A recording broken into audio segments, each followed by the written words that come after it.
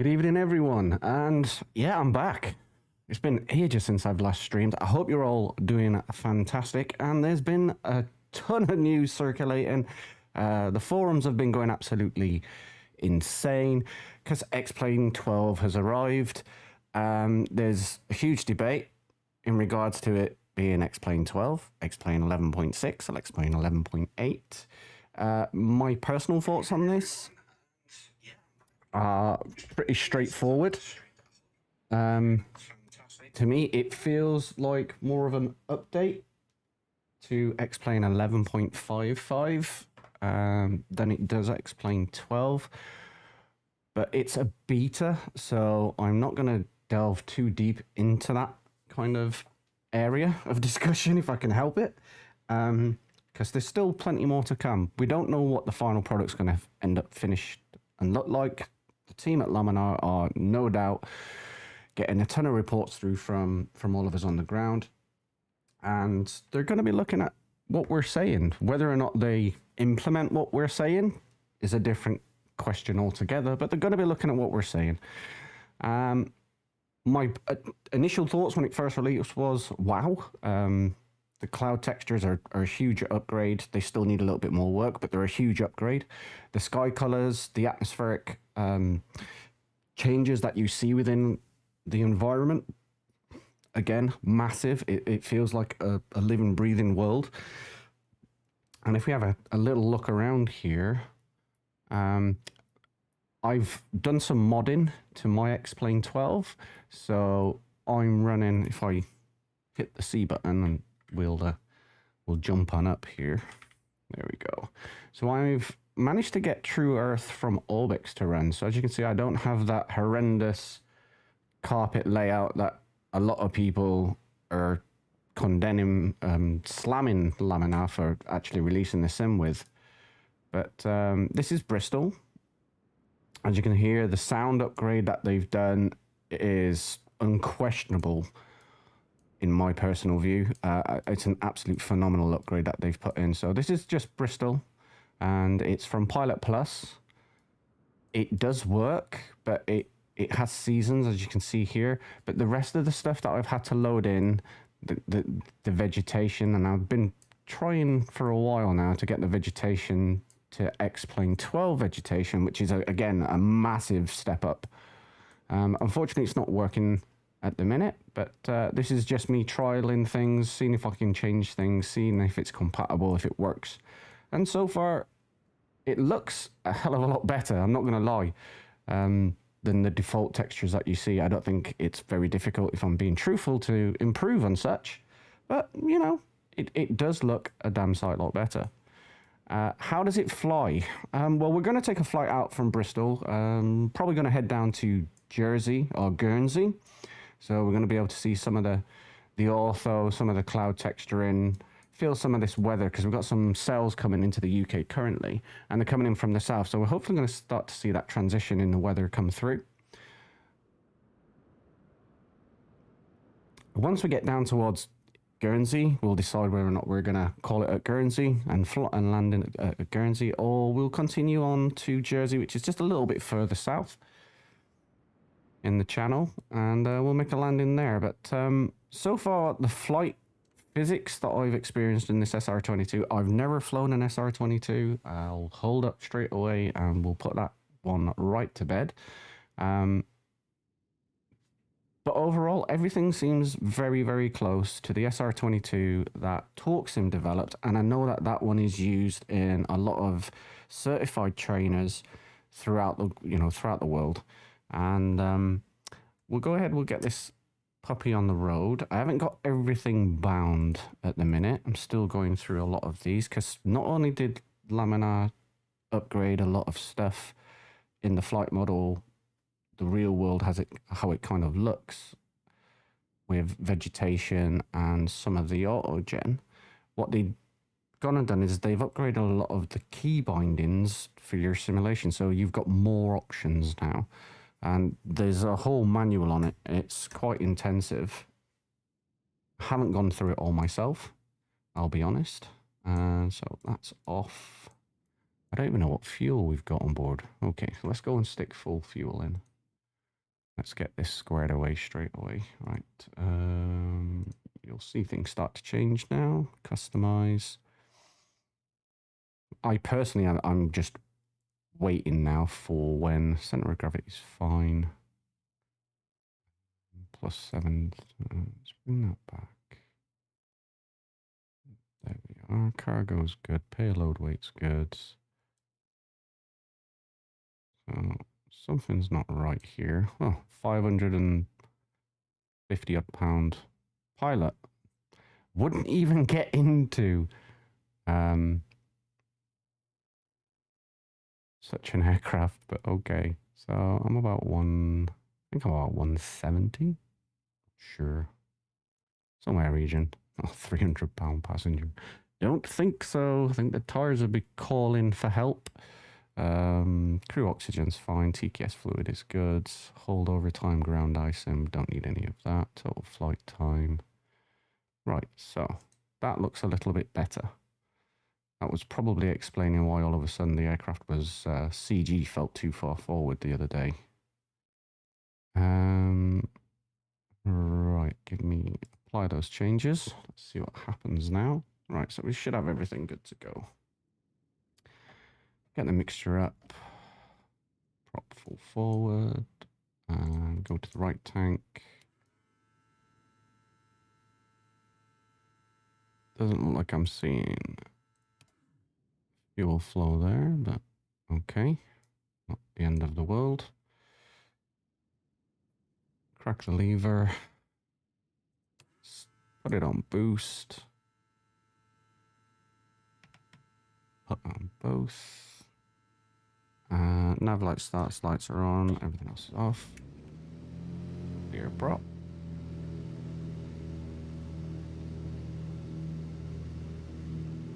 Okay, good start. Fuel pump can come off. Probe heat can come on, and go ahead and check on avionics.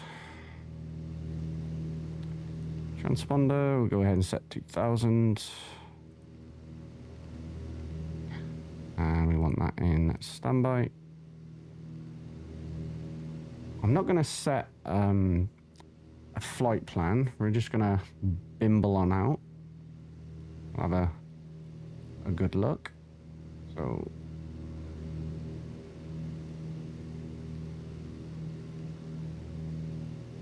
you see here I've got next right up. You see we've got a few cells coming in from the south. Big one over, looks like Guernsey there. There's Jersey, here's Guernsey. This is where we're going to be flying on down. So Berryhead's over here. So we'll take off, fly towards Berryhead VOR, and then we'll head in towards Guernsey from there, I reckon. Sound like a plan? Everyone else think that's going to work, or I'm just going to kill myself? Let's give it a shot.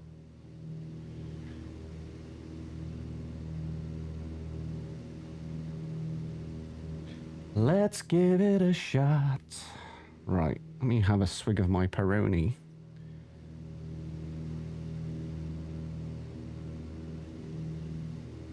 And we need to get some systems going on here. Hectopascals, because we're not in the US. Can't change that one.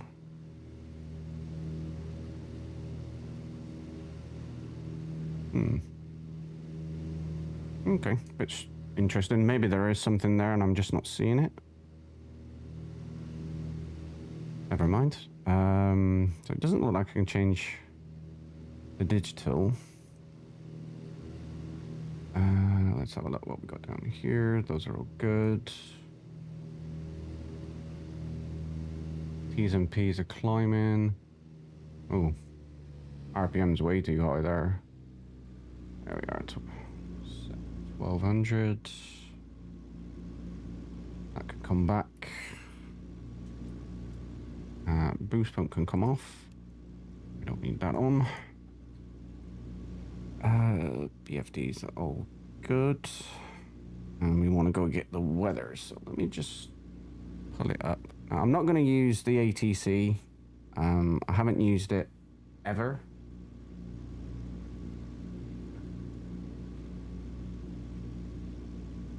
But we'll give it a whirl now. And if any of you are wanting to get onto VATSIM with XP12, the only client that I've kind of looked into at the minute that seems to be able to undertake it is Swift. And exactly, there's a beta and an alpha. Exactly how they've managed to get that, I'll be honest, I genuinely don't know. However, there is a beta and an alpha, and they should work okay. So let's have a look at Bristol. 170 at 9.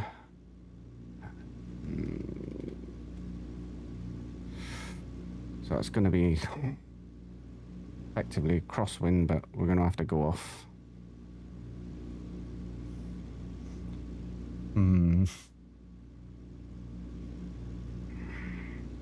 Yeah, we're going to have to go off 09.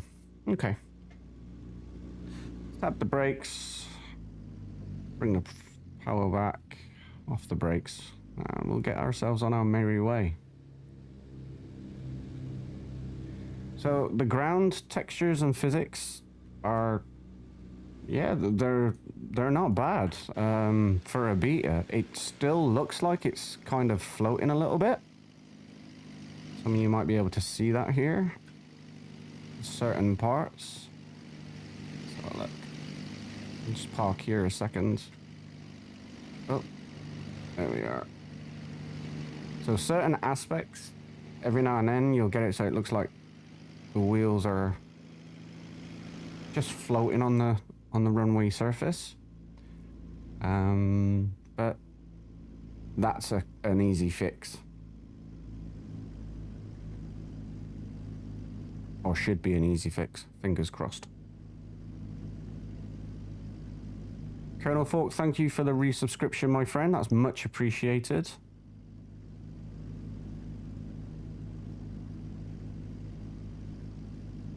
I was hoping to see you on Two Tones Murphy's stream shortly, but unfortunately, that with you having to go off to work, buddy, it doesn't look like you're going to be on it.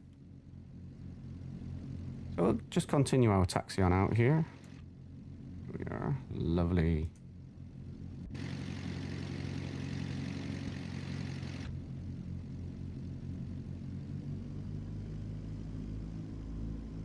Oh, according to that wind stop, we can go off there. All right, so we'll just go off 27 then. Going to the 80s, it's saying 170.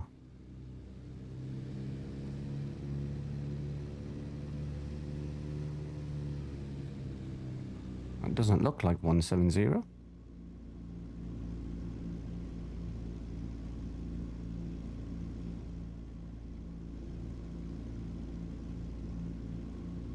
So we tried this out, myself and Two Tone Murphy. Two Tone Murphy will be streaming in about 45 minutes normally.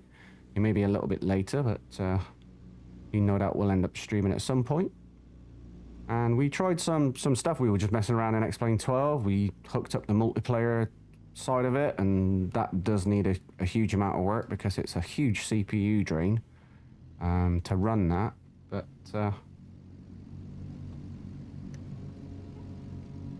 it is there. It's always been there. It's been an X-Plane 11, but it's just not the easiest thing in the world to set up. Requires your IP address and other things. So mixture full rich. There we are. Landing lights come on. Ice lights were not required.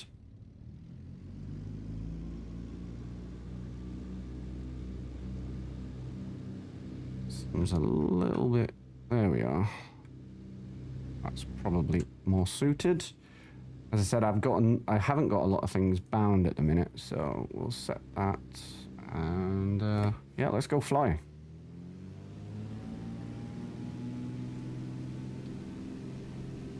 Let's get that center line. Cast a wheel. Playing havoc there. Put the wing correction in so the left ailerons into the wind. Coming up to VR. There's rotation. 10 degrees.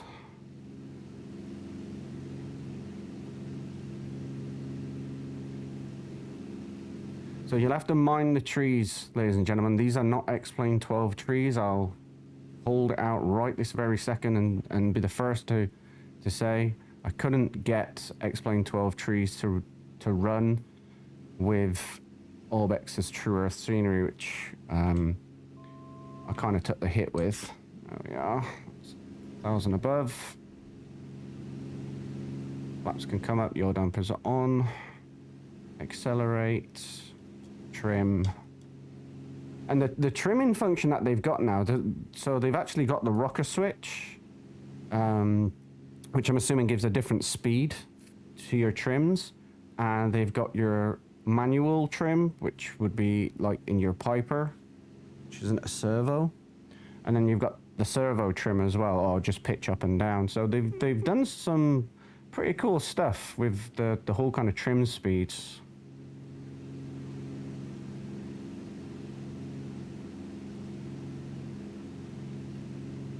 Oh, looking really cool. Pretty cool so far. We'll make a left turn out. Head towards Cheddar. Normally we wouldn't get, if we were VFR, we wouldn't get that. Oh, I forgot to turn on my transponder. There we go. And that's just going to keep beeping at me because I don't have an altitude set. But it's fine.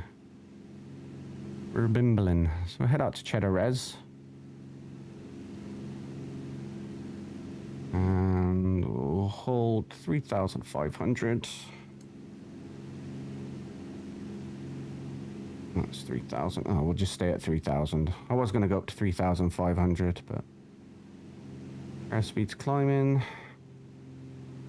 Stay at 3,000. Set the datum and trim.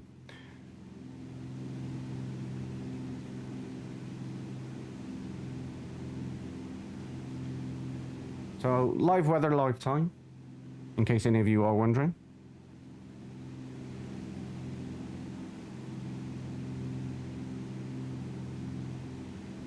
And I know other streamers have said this, and I'll echo it. It doesn't feel like, you know, if you make the slightest adjustment on your yoke, it doesn't feel like you have to push the yoke to get it to move the aircraft, like with some flight simulation. And even in X-Plane 11, I had that once or twice. Well, more than once and twice. It was like your controller fell asleep. And you just have to, you know, wake it up and then give it a little tappy. Tap, tap, taparoo. But in turn of doing that, it made the aircraft kind of pitch quite hard, whereas I don't know what Laminar have done, but yeah, my fulcrum yoke flies absolutely beautifully with it. So here's Cheddar Res. Cheddar because it looks like cheese, or a round of cheese.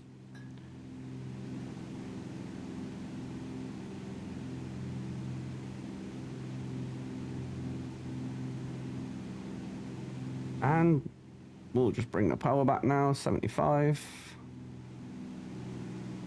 Aircraft's going to want to pitch down just a touch. And we'll bring the mixture. We want to go to around about 50 lean of peak. So about there from peak temperature, so around about 1450 EGT. That gives us 372 on our cylinder temperatures, and all should look pretty good there. Hand flying here, folks. No AP, just the yaw dampers on. I'm just using the rocker switch just to trim it out. There's no difficulty at all in this. Landing lights can come on, and we'll just monitor for fuel switches as and when we need to. Every 15 minutes of flight, roughly, we'll change over the tanks. 24 knot headwind. Oof, that's not good. That's gonna really kick us. So we've got a true airspeed of 170 knots, but we're doing 147 across the ground. That wind is not good, but as I said, it is blowing in from the south. We've got NextRad running, which is for anyone who's ever flown with X-Plane 11, one of the biggest bugbears for me personally was not having an accurate NextRad. But it does seem to be running so far, and it's working relatively well. But this is what is gonna come. This is what X-Plane will end up looking like in the future, just with better trees. And the reason for that is Obex are already looking at upgrading their side of things. There's going to be, without shadow of a doubt, Ortho 4 XP already running and working. And I get a lot of people want the whole streaming side of aspect of Flight Sim because of Microsoft Flight Simulator. I personally would love it, but I also understand that it's not ever been in Laminar's interest. And you've got to know that going into the gate. You know, before you think about piling over any money to purchase this as a sim, you need to know what those designs are going to be. It is going to change. I just don't know, and they have said that at some point within X-Plane 12's future, they will be inputting, adding different ground textures and overlays. Are they going to be satellite imagery? I don't know. I don't know. And the reason why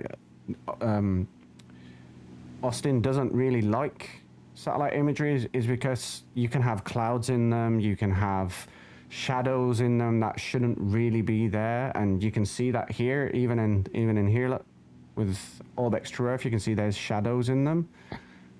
I personally don't really care, but I know, like, Austin, it's a big bugbear for Austin. However, the community will rally behind it, and no doubt the third developers will start looking at some stuff to improve it. And if you own or run a satellite imaging company and you want to look to make some capital, have a look and see if we can set up a plugin that allows us to stream from your company.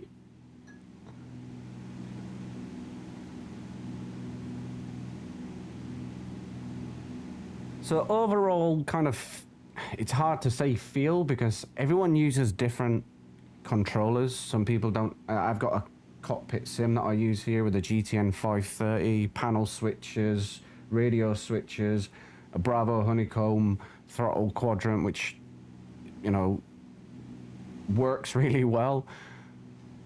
So it's really, really difficult to sit there and talk about feel.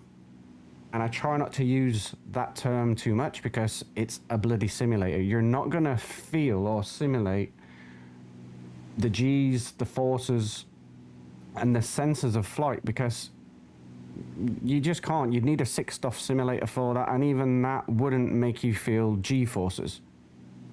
The only time you're feeling those is when you're flying.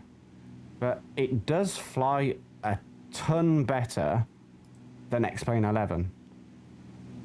I spent a lot of time. I didn't go jump in airliners. I didn't go start climbing up to 30,000 feet, flight level 300s. I just spent some time in the Cessna 172 yesterday, pretty much all day yesterday once I finished work, and did circuits in the 172, did glide approaches in the 172, and I just got an understanding of the limitations of the aircraft, how it flew, was it stable, what was the wind effect like on it, and it really felt great.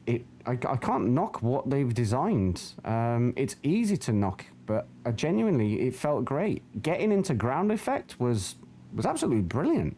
You can see now we're picking up some weather here, so I want to go ahead and let me just get some heat into the cockpit. Oh, can't put the... See, this is because I'm used to TalkSim. All of these for the TalkSim SR22, they all work. Without, there's no dramas there. We've had some big downdraft storms coming in Wales this week, so...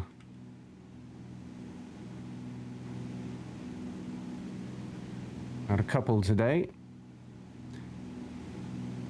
So this is where the cloud texturing kind of just goes a little bit fuzzy. It doesn't look as sharp as what I would like to see. However, it's 1,000 times better than Xenviro. It's about 70 times better than what Enhanced Skyscapes had created. These little things here need to be sorted out. This up there needs to be sorted out as well.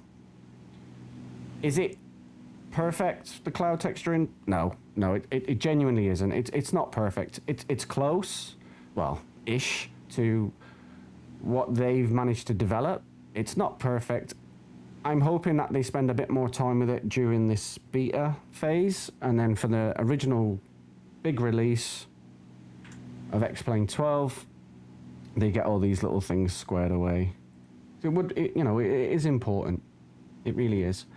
And Volanta, just so in case any of you are wondering, they've already managed to sort it out.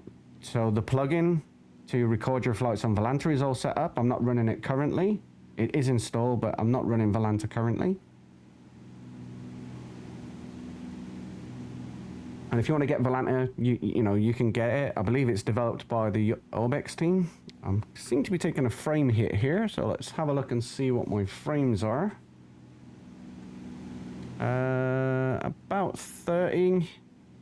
CPU and GPU both taking a smashing.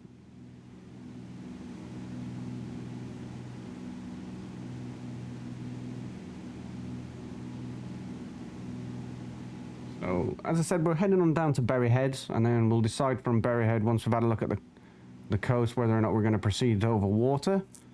And if it all looks good, then we'll head on out to Guernsey and see where it goes from there.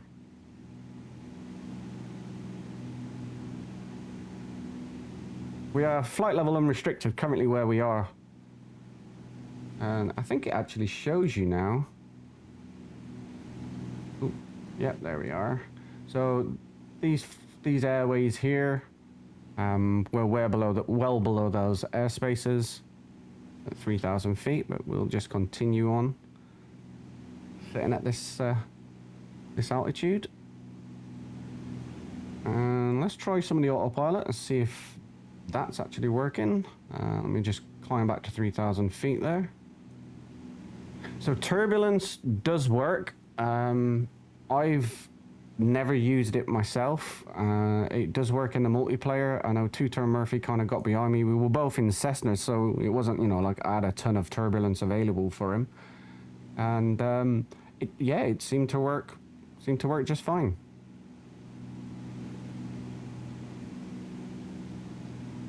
And we want to go ahead and put on heading mode. So no drastic changes there with regards to the autopilot kind of pitching us up at stupid angles. You can see it's climbing now to try and intercept 3,000. It should drop back down. Engine T's and P's are all good and in the green. We'll go ahead and check on the fuel pump. Kick it over to the left tank. Verify fuel flow. You see we've got 16.2. They need to sort out the kind of fuel flow indicator, especially for when you're doing your engine starts. You see it all here. So this is exactly what TalkSim have. So TalkSim have developed this as well in theirs, and I know TalkSim are just currently working around the clock to get their betas ready to release. Without looking at the trees though, obviously whatever that is, I mean, that right there out the windshields,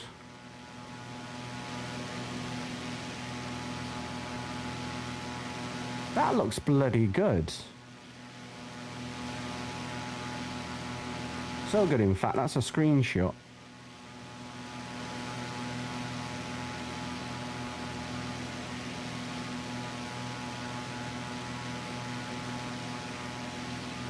I mean, the sun's a little bit bright, but depending on the atmospheric conditions of the day, when you're flying, you know, if you're flying into the sun, it can look like that. It can do that to you. Hence the reason why most of us use aviators.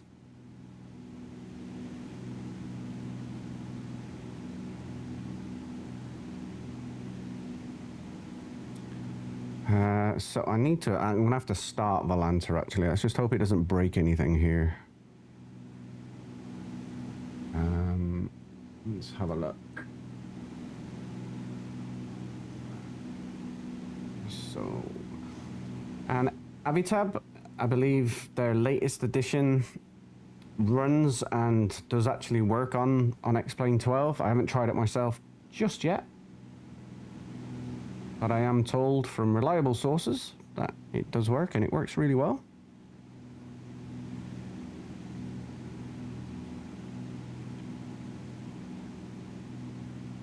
See, I love this texture in detail here, where it's just showing dirt. I think the textures could be improved quite massively, but over X-Plane 11, oh my, that's a big difference. I'm not liking the look of that cell.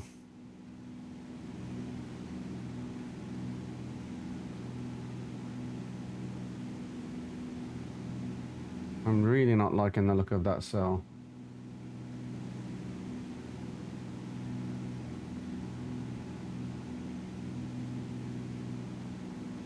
So, just gonna have a look at Torquay.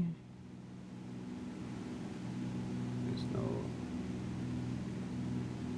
See what Bolthead's saying. Doesn't look like RAF Bolthead has any active ATIS today. Let's see what about Exmoor. 170, 16 knots, 1004.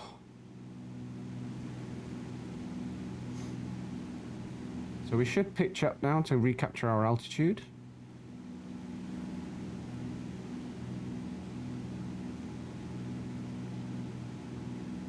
Again, little things like that, those need to be kind of worked on. Not sure what that is. I'll take a picture so I can report that to Laminar. Not taking photographs of any of the ground scenery here. So we should be coming up on Exeter. Let's have a quick look.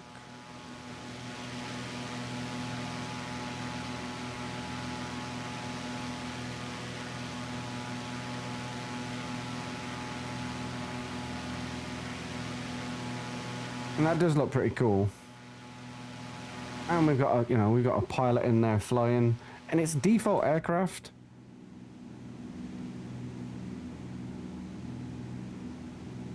Exeter's just over to the west. I stay out of their airspace, stay above it.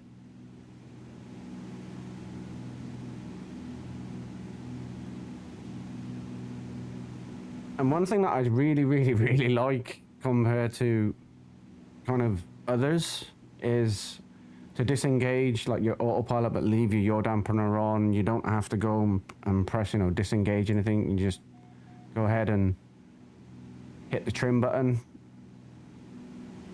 Immediately disengages it for you.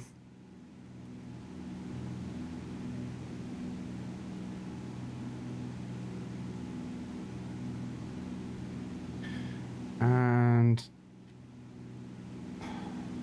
let me go and have a look here. We'll go 230. See how she handles her turns. 25 degrees.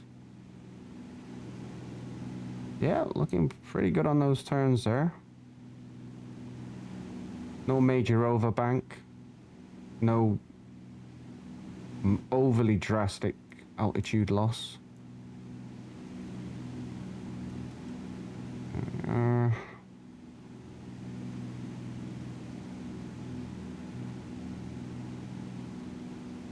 So we got the coast here, the south coast, heading down towards Cornwall. Let's have a look. The aircraft will keep flying and doing what it's doing. It's on the autopilot. If you listen to the sounds are absolutely fantastic. Let's go to the nearest airfield.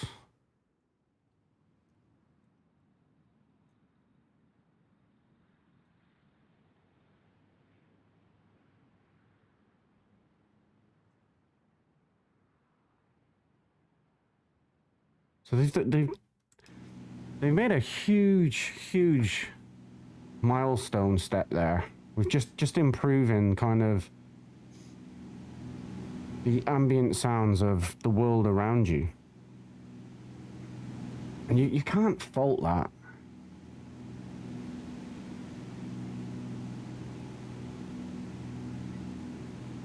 The systems are working, the G1000's working, and no doubt that's a huge step. We can see here we've got glide speeds, VX and VY speeds.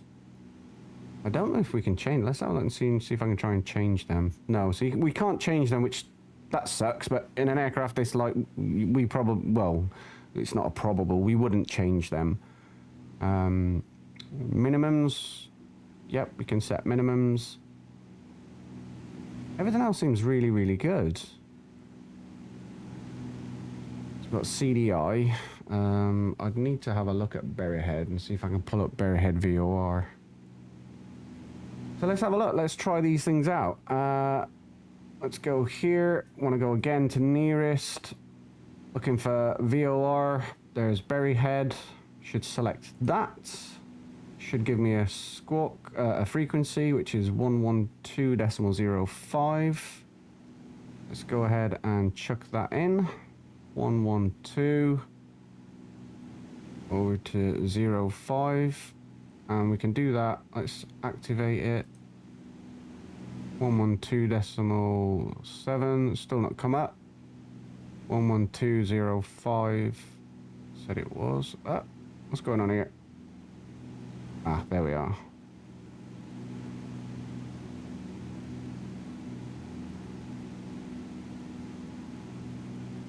Berryhead identified. There's a VOR. Want to go ahead and change the course. That's not going to work on there, is it? Oh, let's have a look. Com range. Where are you?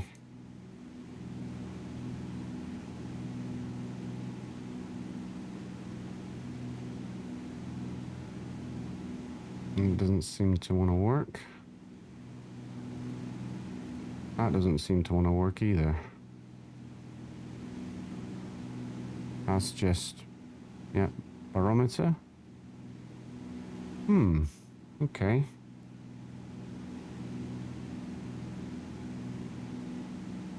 Com, nav. Okay, let's try it now. Ah, me being a little bit special, not selecting it. Right, let's get that right round. There we go. Intercept Berryhead with a due south. And I'm not going to arm anything just this minute because it will, well, let's go on arm nav. Heading VOR is armed for capture. So that's working exactly fine. The aircraft should just maintain the direction that your heading currently is. And it should still be on heading mode, which we are. That's in green. Standby's VOR, which is nav. So systems-wise, it's doing what it's supposed to. Engine T's and P's are all going in the green. Flow's a little bit high, but it's not the end of the world. Cylinder temperatures are a bit dangerous there. Yeah, they're still looking pretty good, so we'll go ahead and put some fuel in. There we are. We'll run rich of peak. Do that in the real world, we'll probably have some serious engine problems. Definitely looking like cylinder 2 and 4 are about to detonate.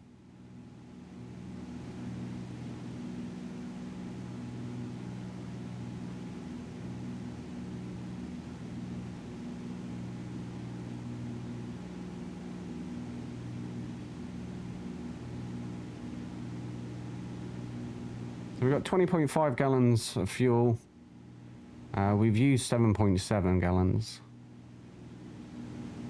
Doesn't look like we're getting any cooling into those cylinders. There we are. We'll just put it at 1300. Try and get the fuel to cool them down. We've pulled power.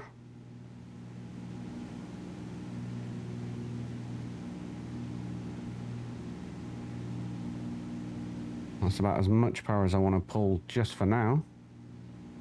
That's dangerous. Look at this. 504.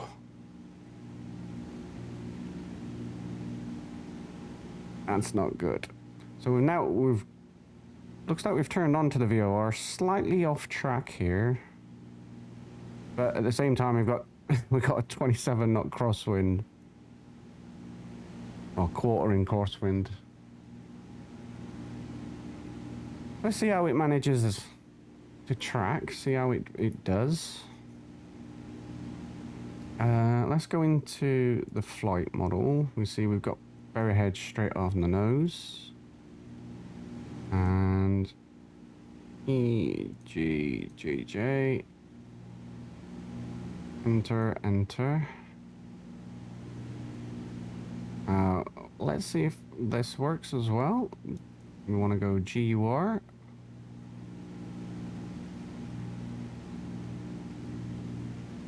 Yeah, that works absolutely spot on. 5,000, 3,000. We'll stay at 3,000 all the way across.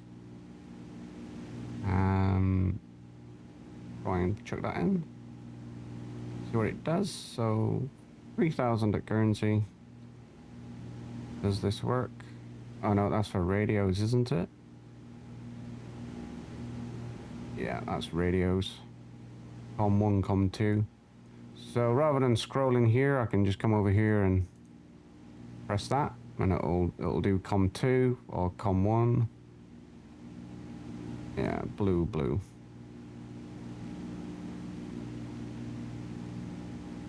And it's the same for nav up here by the looks of it.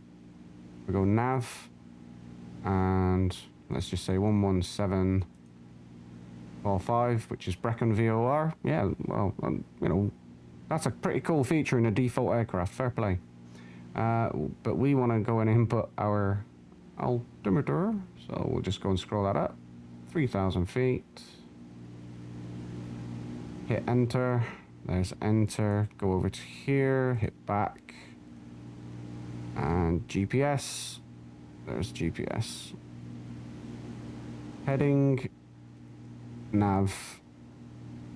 So that should turn us out now. Onto GPS. We should turn for around about a 30 to 60 degree intercept. Not 90. 30 degrees. Spot on. This is the difference, ladies and gentlemen.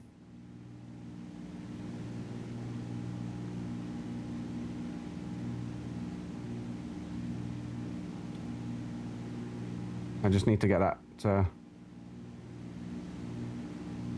It's still climbing. 510.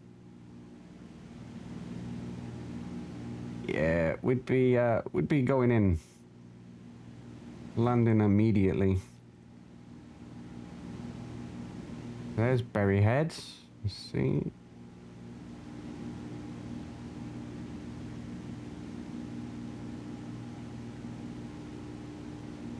We're going to hit Berryhead and then we're going to turn out.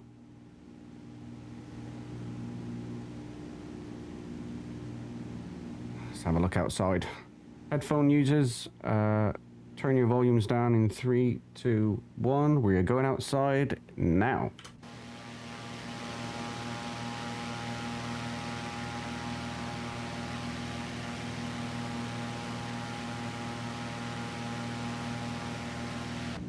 Okay, so where are you going now then? Let's have a look. Still trying to capture Berryhead, are you?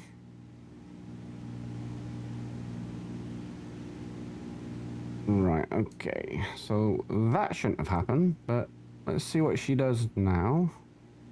So we can quite easily do this, enter, direct, Guernsey, activate the Guernsey leg. Maybe I activated that whilst beyond the VOR. I'm not sure. But let's see what happens in the next, because that could have been user error. If not, again, I'll hold my hands up. We just want to go on down now. Heading mode.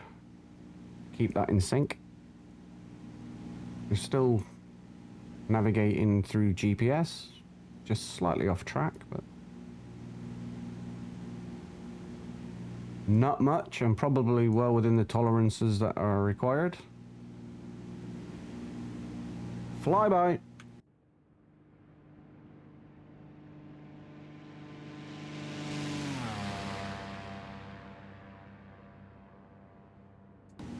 Not bad sounds, just needs to be a little bit more throaty.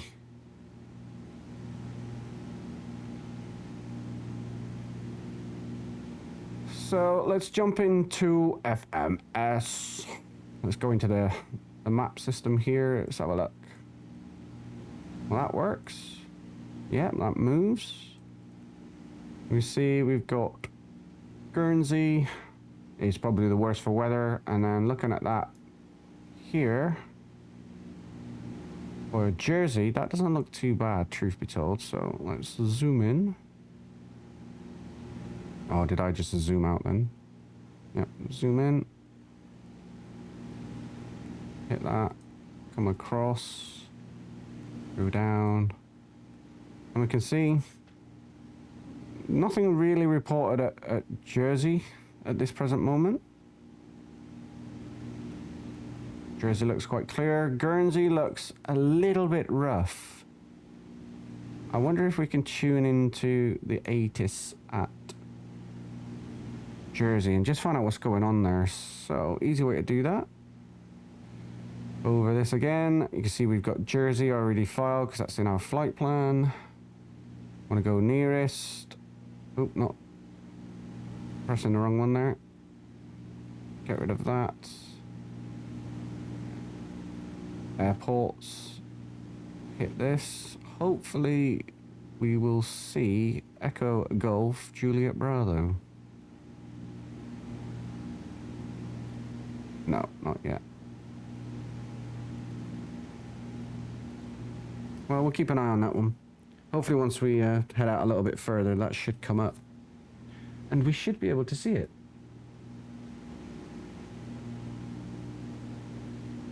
So it's 1006 hectopascals, 18 degrees, 200 at 11 knots, and VFR. Okay. Few at 1200, temperature 18, dew point 16, QNH 1006.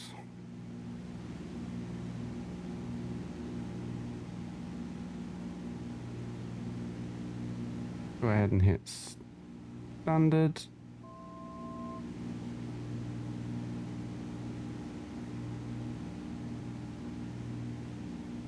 I haven't run into any icing at the minute, so I can't confirm or deny what the icing actually, you know, looks like and feels like.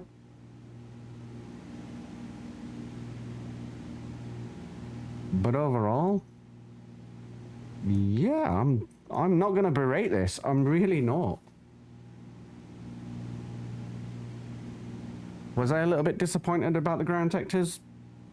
Yeah, of course I was. Same as everybody else was.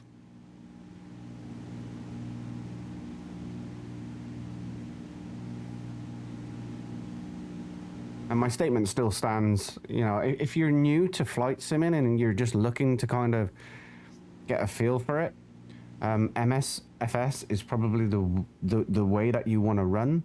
However, if you've been in flight sim for quite some time and you're quite serious and you've got all the kit and everything else that goes along with it, I'd highly recommend Explain.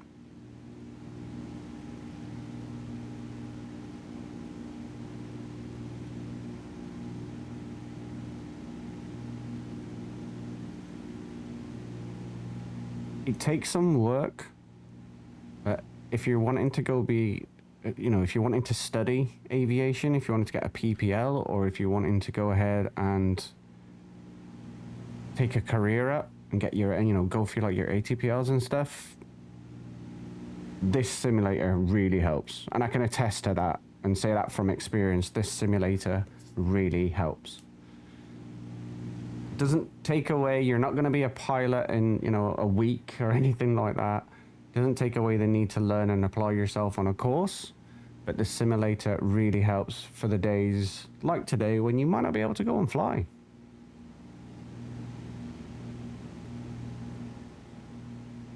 And Microsoft Flight Simulator, it's heading that way. It's not quite there yet, especially for GA stuff. The Fenix is without a doubt probably one of the most accurate aircraft in there, and I can only say that from what Airbus pilots have attested to, and it was developed alongside Airbus pilots who have come forward and said, yep, I was part of the testing team, I was this and I was that.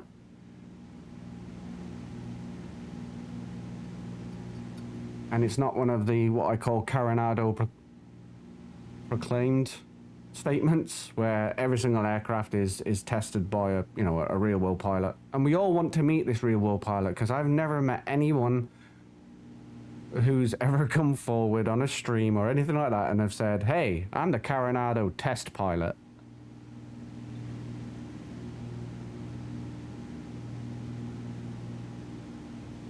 I mean, they've created that many aircraft, and in the quick succession that they've done it, it's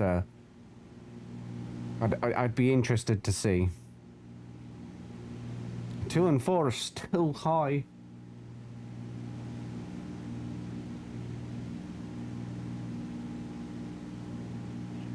Fuel wise, we go ahead and switch tanks. Fuel pump on, across, fuel pump off. All good. No issues with the fuel flow. If there was, we put the fuel pump on. If there was still issues with the fuel flow, switch back to the left tank.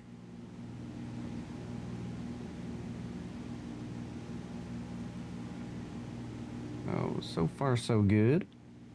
Let me go in here and get rid of the airways from the map. Doesn't look like I can get rid of the air spaces, which is fine. It just means we're gonna keep getting these where it says inside airspace.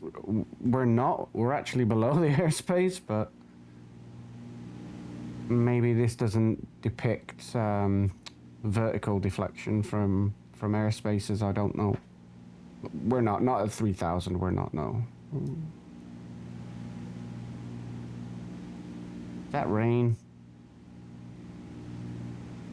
I thought I saw rain then. This doesn't look good, does it? Let's be honest. Looks like we're flying into a whole meatball of mess here.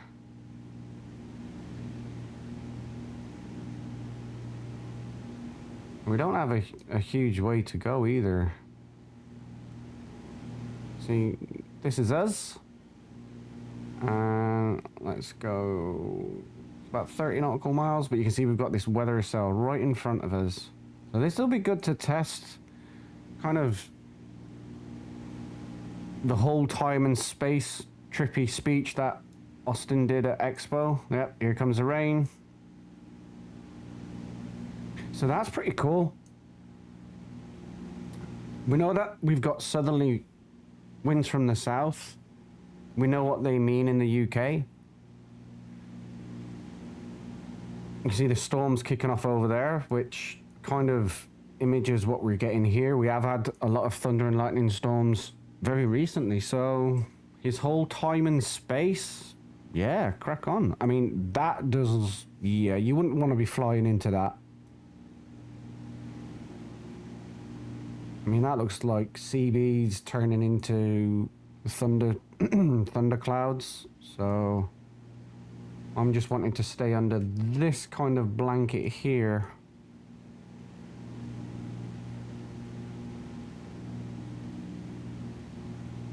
Looks like the rain stopped already, so it's probably a light drizzle. Possibly you can see the thunderbolts of lightning, very, very frightening, he Galileo. Just over here. I mean, this is pretty cool to see. It just looks, it looks blurry, doesn't it? If we're being truthful, that just looks blurry. And if I was looking at that through rain, it would look blurry. But I don't think it would look so blurry here. However, X-Plane 11, this was screamed for. This kind of cloud texture in X-Plane 11, we would have all gone an absolute mad for. But because we've named it X-Plane 12, and people's perception of X-Plane 12 and expectance of X-Plane 12 were miles apart. And invariably, we've got Microsoft Flight Simulator to blame for that, because it's spoiled us with visual beauty. Doesn't mean it's accurate. I mean, the sky textures and colors that I'm seeing here are far more realistic than Microsoft Flight Simulator, and I've proven it in numerous groups now, numerous chats where people are saying, oh, it still looks whitewashed and it still looks grey, and I'm like, you can't look at the world as a HDR as much as we might want to. You know, you might make liveries, you might make this, you might do that. We just can't. We can't look at the world through HDR. Right, I need to get rid of that for a second, and we need to go to the south here. I can't fly through these. It won't be good news. Gotta avoid old cloud as much as possible. So we're now gonna pick our way in and amongst the weather here.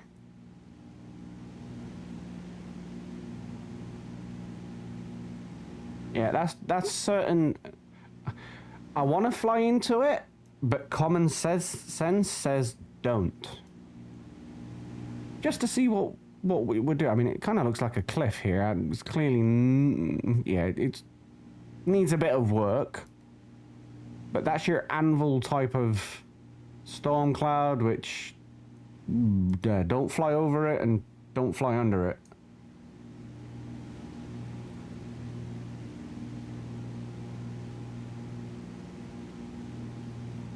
I really need to get these things bound up here. There we go.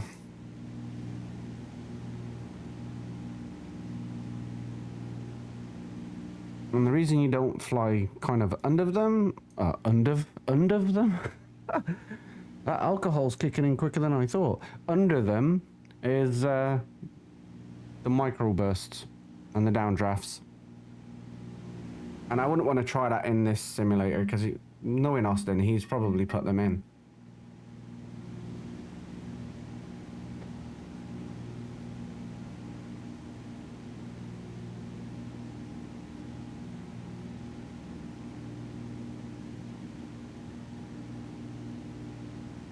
So far, so good.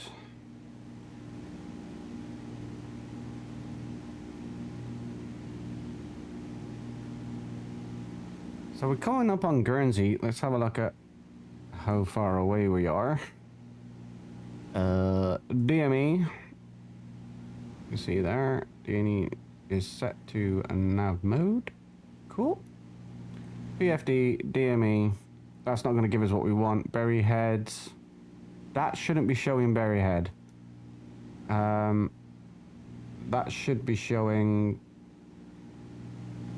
Guernsey, which is where we are. So that needs a bit of work.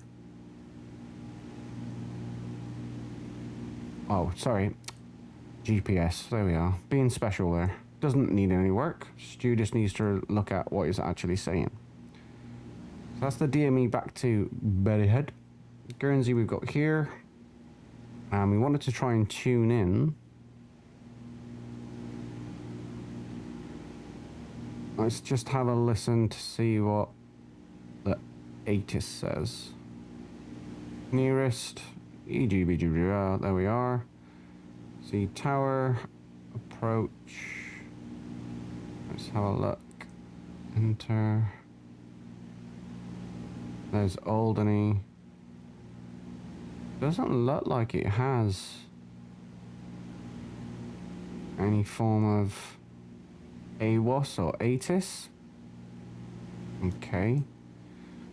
In which case, we'll go and have a look at what Jersey says.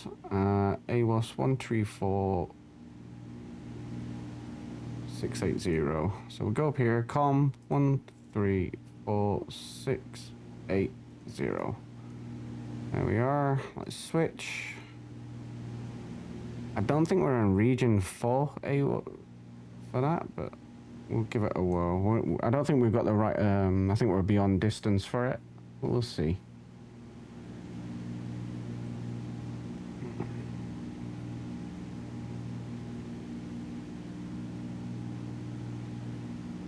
I really do like the fact that they've got that modelled really well.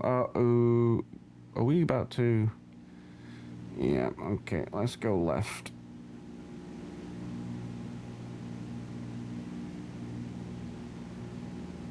And we'll go ahead and flick that back to mapping. Increase the range a little bit. There we go.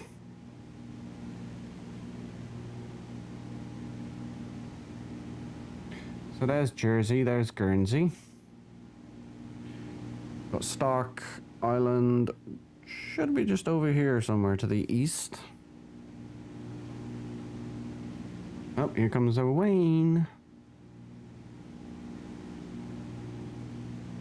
Ugh.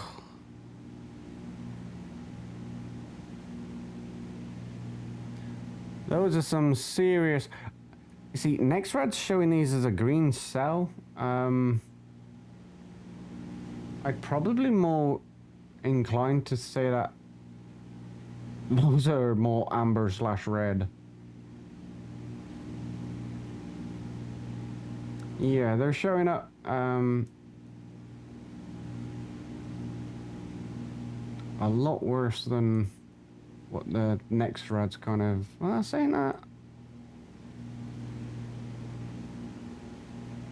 they've passed across, so... But yeah, they've picked up more energy looking at Nextrad. This cell here is actually red, pink... sorry, red, purple, a little bit of pink in there, yellow. So, whilst it's showing you here as green, and I don't know if the team at Laminar have actually put this to color coordinate. I'm not used to seeing the G1000 weather display. The PA28 doesn't, you know, school's not that rich, don't have one. Doesn't have a G1000. I want to go back to the west now. Oh, they need to sort up that click thing. There we are.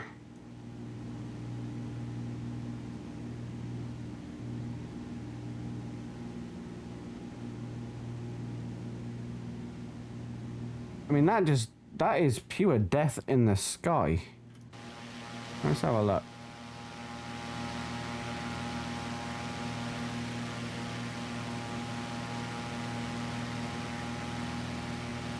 It's definitely trying to take the form of an anvil.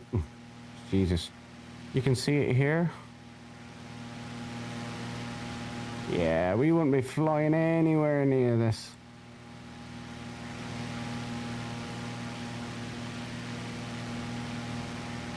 It's getting bigger.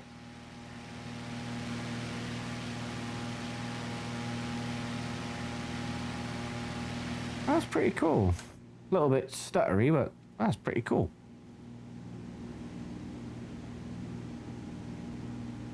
See what my frames are like with that thing there. So GPU's taking the hit at the minute. CPU, GPU working both in tandem, getting about 38 frames. Okay. Usually a lot higher, but we'll take it for what it is at the minute. It still needs a lot of optimization, that's for sure. Right. Yeah. Maybe they can do something about the lightning luck there. I've seen worse, I'm not gonna lie. In flight simulation, I've seen a lot worse.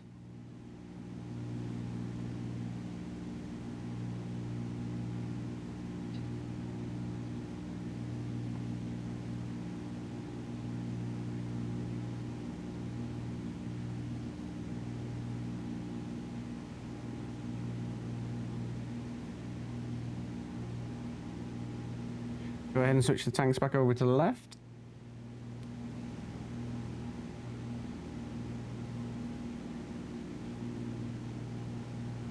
Fuel flow is good. And turn that off.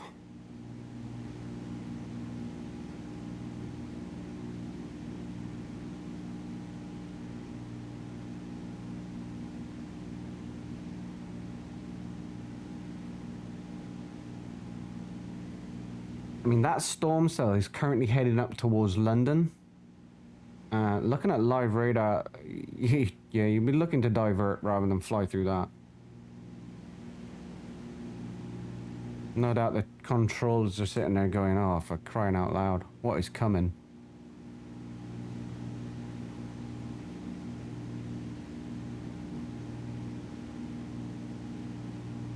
Oh, we got a tower on at Bristol too. So tower's just come on at Bristol. Who's on tower today?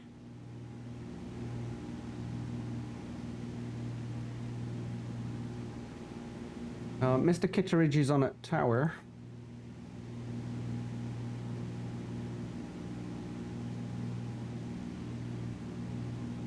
So this here is, you know, St. Athan Tower 122.86. So this should be. Oh, hang on a minute. Am I being, yeah, super special. Jersey information, Victor 1755 Zulu arriving runway 26, departing runway 26.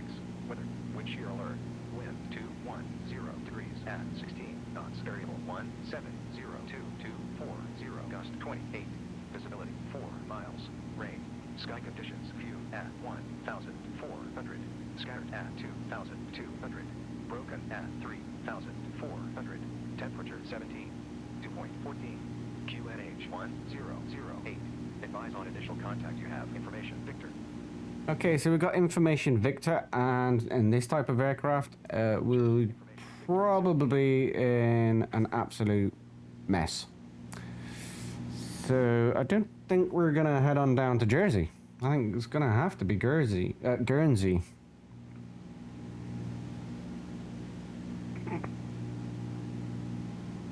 24, because the weathers are going to be similar, but the fact that we're getting wind shear alert at Jersey, I mean, that is one monster cell. And I'm looking at it on live radar as well. It is a big bugger. Doesn't look quite so cool in here, but again, hopefully Laminar, before it kind of releases out, they'll get amongst all of that.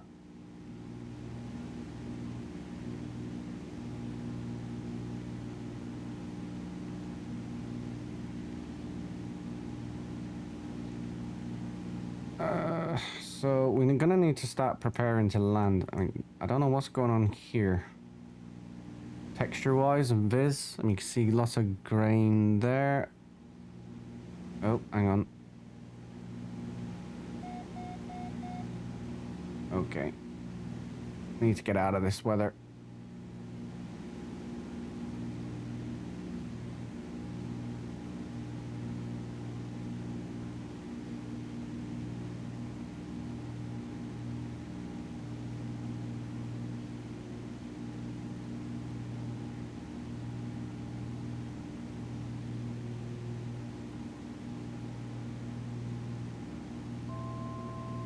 Thank you.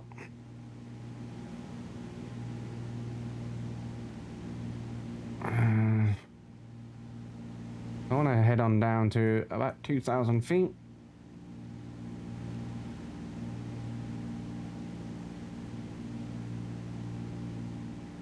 Don't want to be getting caught up in that. We'll go VFR.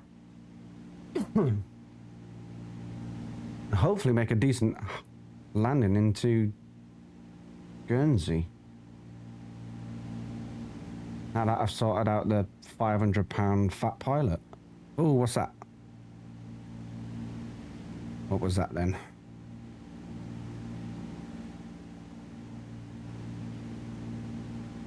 Oh, looks like the rain's back. Yeah, what? A little bit of a texture issue there. Just see it just here in the windshield. Okay.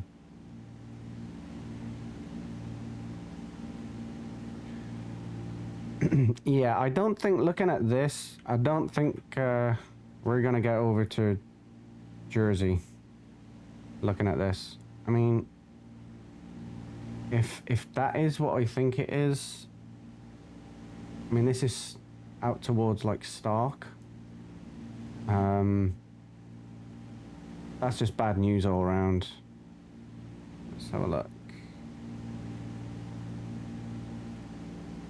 Doesn't look like the wind's affecting the trees here too much. So these that you can see here, ladies and gentlemen, these are Microsoft trees. Microsoft trees, what am I about? X-Plane 11 trees with also underneath.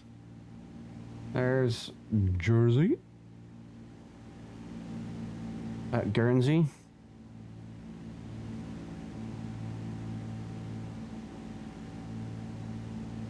I only wanted 2,000, but never mind. I'll take this altitude for now. Bring the power right back.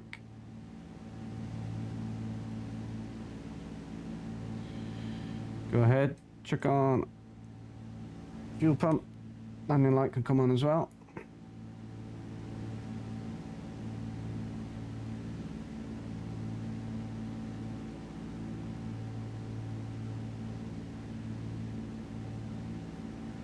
Oh look, fire and rescue are waiting for me already. Okay.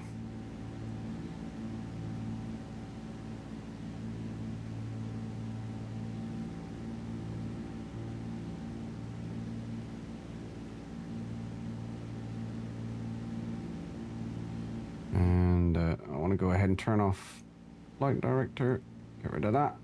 Don't need that right now. Get her right over.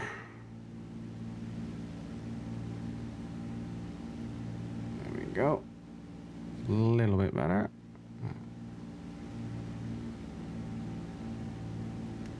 Mainly because of the wind that I'm okay, Jesus. The wind that I'm currently seeing. I don't want to be getting too eager to put in a 30 degree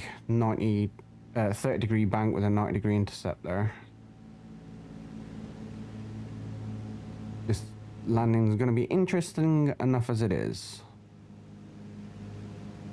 So, there we are.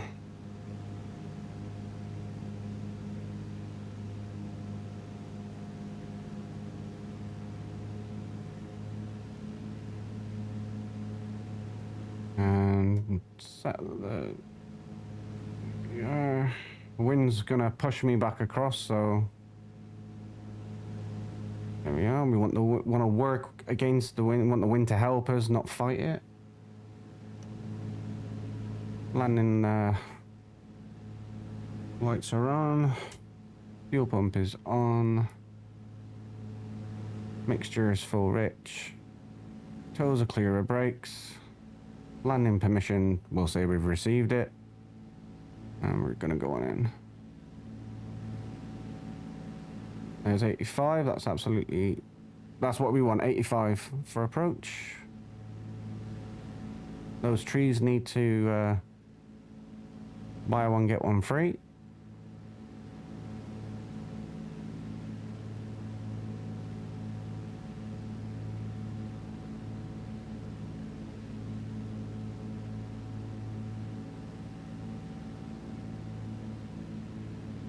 Coming into ground effect now. Ice to the end of the runway. Power idle. Hold the nose. Oof. Okay, we're down. Still think that CG needs to be adjusted. Still showing a huge amount of CG to the front. So when you're touching, it's like your brakes are on, even though, you know, my brakes aren't on. Oop, oop, oop, oop, oop, oop. There we are.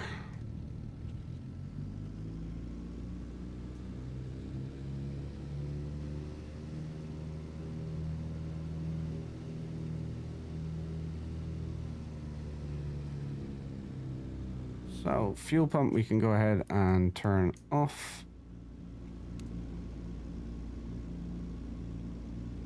Mixture we can go ahead and set for taxi.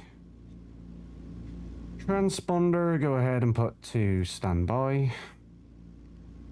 Landing lights can come off. Nav lights, strobe lights are done. Everything else looks good. I mean, overall, that doesn't look bad. It really doesn't. I know I'm using ortho, but you know, I haven't paid for this. It's free, hence the reason why Explain is actually showing the default trees for Explain 12. And there's a lot of free, you know, I can guarantee it that there is someone somewhere already sitting down going, right, I don't like the look of this, I don't like the look of that, how do I change it? And they'll just sit there and they'll work it out. And that's what the community is all about. It's exactly the same thing that's happened in Microsoft Flight Simulator. I know that there's a lot of new people to Microsoft Flight Simulator, but I can promise you all, this is how the sim community is. They'll buy a product, they'll turn around and go, right, this works great, that don't work great, I love this, I hate that, I'm a developer, I'm a coder, or I've worked with this, I've worked with that in the past, how do I change it? And they'll dump straight into the system, they'll put it up together, and then lo and behold, it launches. I mean, that looks cool. 2 cars just parked there, Cessna there. There's a bus, looks like there's some hangars.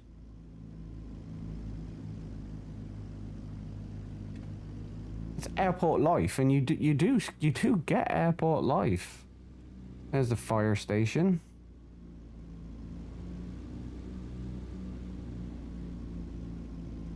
We'll head over towards that Beechcraft, I think.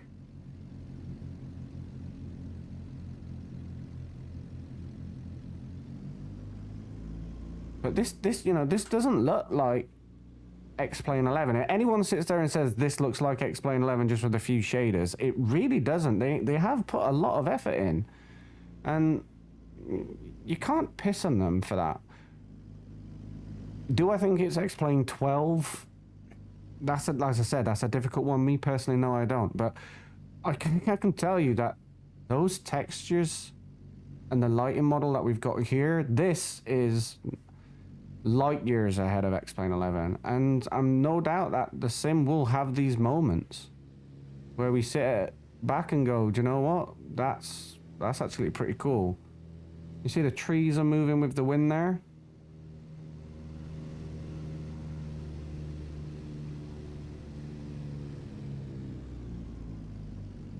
Just gonna swing this round here.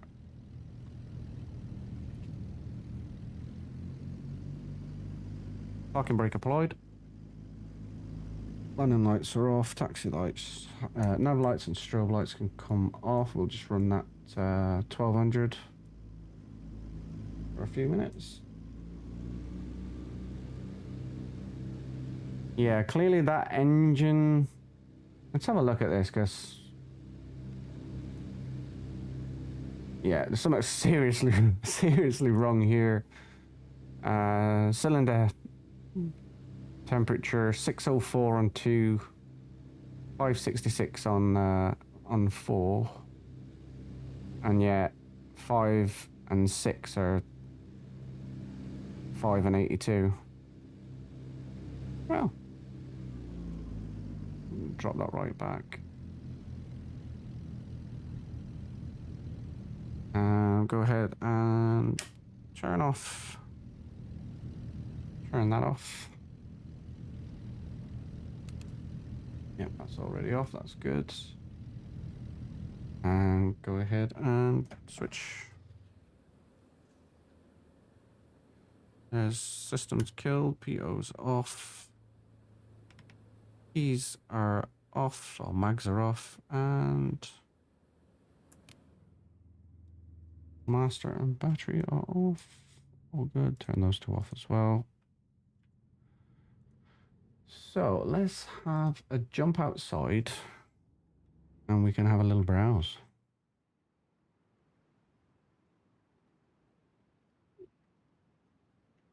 Now that you would never see in XP12, no matter how many shaders, sorry, XP11, no matter how many shaders and add-ons you put in.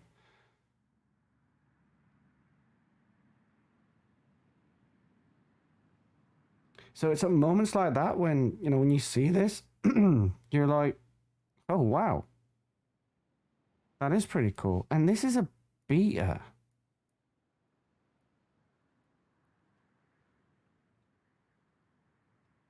This is beta, ladies and gentlemen. You know, it's a beta, but just look at that. That is phenomenal. And it's going to have quirks. It's going to have some issues. It's just going to have them. It definitely needs, as you can see here, some kind of update so that all these towns, because this is using Auto 4 XP. I generated this 2 years ago, if not longer. And you can see that it kind of needs some work. It needs some OSM data update. And no doubt, SimHaven will probably work on that one as well. And that'll be a free download to everyone. That's the storm cells there. They're heading up towards London.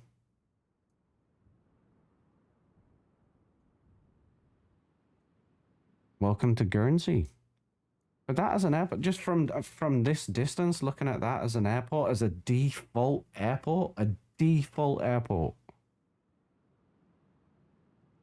It's not raining now, but it has rained, so the puddles are drying up, which some people are raving about, some people, you know, hate them, etc. But I think texture-wise, they've done a really good job, and they need to sort out whatever this light reflection is. Maybe it's trying to show this, you know, the glistens off the sunlight. It's only at low level. And there as well. And we can hear, you know, hear the cars going past. The cars going past. We can hear the cars going past. The lights fading. The sun's coming into set. The car lights are all coming on. I mean, genuinely, I don't think it was worth the $59.99 until I see stuff like this. And then, I mean, there's a lot of light bleed here. I'm not sure what that's going on with that there. And there's some light bleed through this, but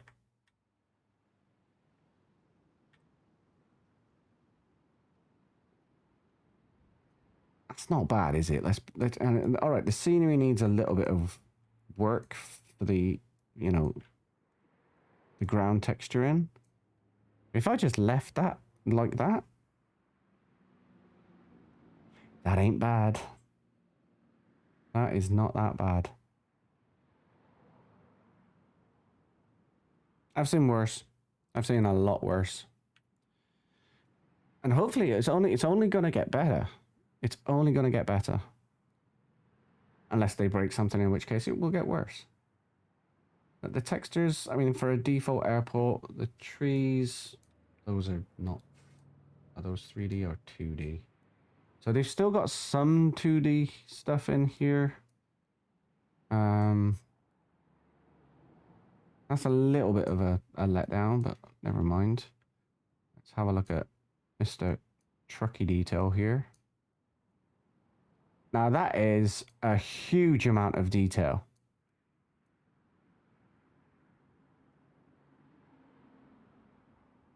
That would be an add-on in any simulator, any flight sim, MFSX, MSFS. That you'd be paying an add-on. It may be free for a period, but you'd be paying like GSX or whatever the hell that is to get that kind of. I mean, he clearly needs to learn how to drive because, you know, I'd be giving him a slap for driving like that. Again, nice clear detail.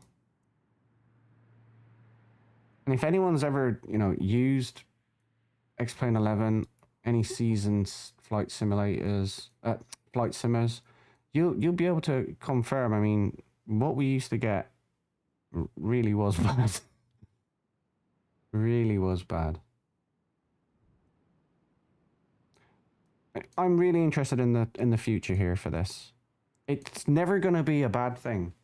When one's going to advance, it's going to get, if you want to say competition, I don't think it is competition. I think Microsoft Flight Simulator is going on its own journey, and X-Plane 11 is going on its own journey. They both do different things for different markets, and X-Plane 11 has always been geared up towards the commercial side of aviation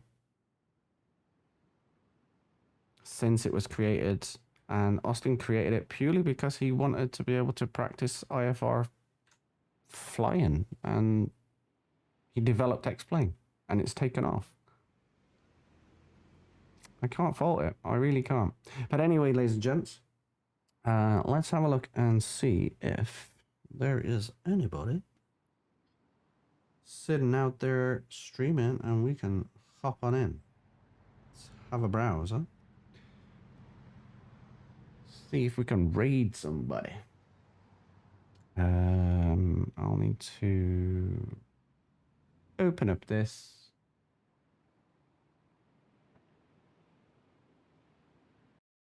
We'll just put that onto there.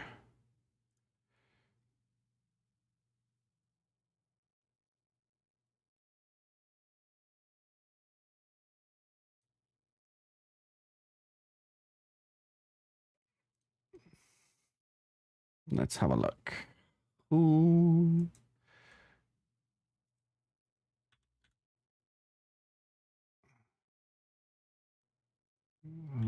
Is he on? Doesn't look like he's on yet.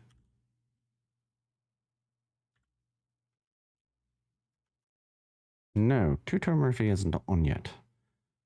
So, sorry boss, can't raid you, you're not on. Let's have a look at who is on.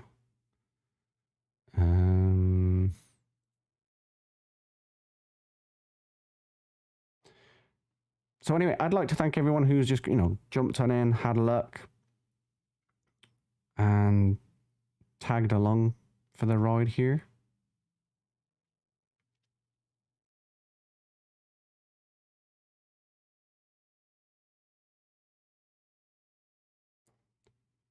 Fingers crossed, everything else looks...